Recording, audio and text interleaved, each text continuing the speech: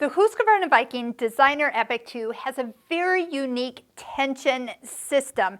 And I want to describe just a few things of how it works and why it works so well. I remember the first time I sat in front of a machine that had this new system for thread tension, and I really couldn't believe how awesome it is. It's an engineering feat that they were able to do. So many of us want a machine with automatic tension. Now, let's just talk for a second why automatic tension isn't fully automatic. Because, number one, there's always variables in thread, especially when you do like I do, and I put different weights of thread in my needle, and then I have something else downstairs in the bobbin. So obviously, it's not going to be balanced. The machine does not know what that thread thickness is, but what it can do on this machine is figure out how thick my fabric is.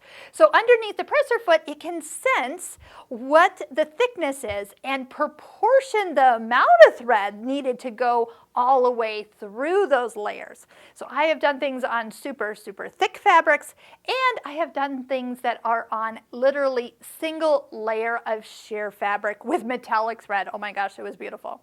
All right, so let's talk tension just a little bit in this result. So number one, when you turn the machine on and you're on a straight stitch, you're probably going to see tension as you're used to seeing it. So right down here is where we're going to talk about it.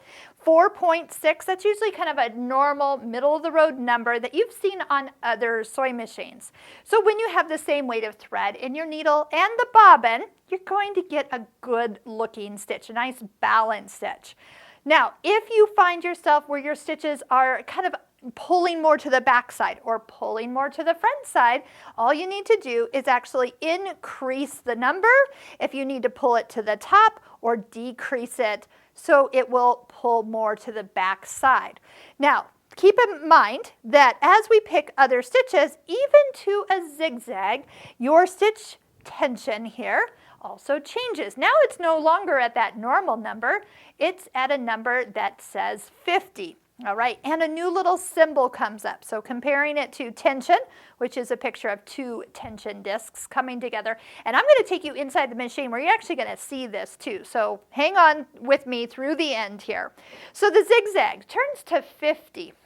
All right.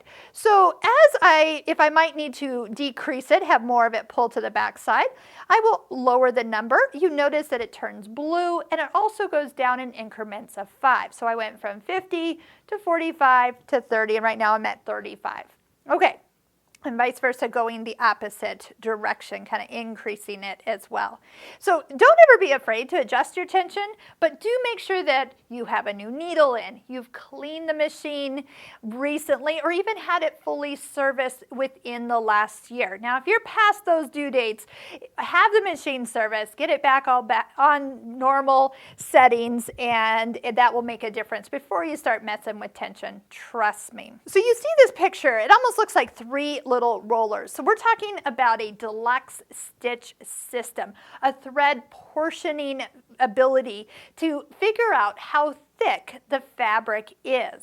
So this is the coolest part of your machine, and you can get into this. What I'm going to do is I'm going to put my finger right here, press down just a little bit, and then lift up on the nose of this front cover. So you'll notice that there's kind of a place where this piece will fit right back in, or those two little notches. So when you kind of go to put it back into position, you lower it into position, and then just go ahead and push till it clicks. So there's not really a button you push, but you do kind of push down at the top and pull forward here. So what you're seeing right here, there's two little rollers, and there's one way back here, so there's like three little rollers that can move and position how much thread is actually coming through the machine for that particular stitch. And I don't know if I'm explaining this right, but this is how it was explained to me, and it kind of makes sense in my head.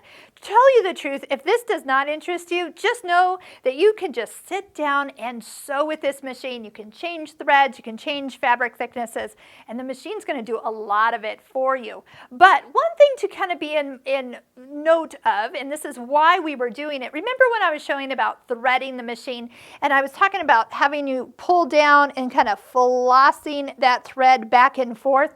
By you doing that small little flossing action, you are pushing or seating this thread far enough in between all the three of these rollers that when the presser foot actually comes down and those rollers all engage, the thread stays in and can actually be held in position. When you thread too gently, then we have issues because the thread doesn't go far enough in here, and then all of a sudden it's not even in there at all. That's where you get those big hairy loops on the back of your fabric. So if that is something you've been running into, make sure you go back and watch our threading video and where we talk about flossing the thread, especially if you're in the embroidery part of your machine. So as your presser foot goes down, these rollers kind of connect with that thread. When your presser foot comes up, they release the thread. That's why it's really easy to pull the thread out from the underneath part of your foot. So that's pretty much a cool rendition of how this all works. As you need more thread or less thread to show on the front or back, don't be afraid to change on screen where that tension or thread portioning area is being shown. And don't forget, if you make it worse, you went the wrong way, just go the opposite way. You got a 50-50 shot of getting it right the first time.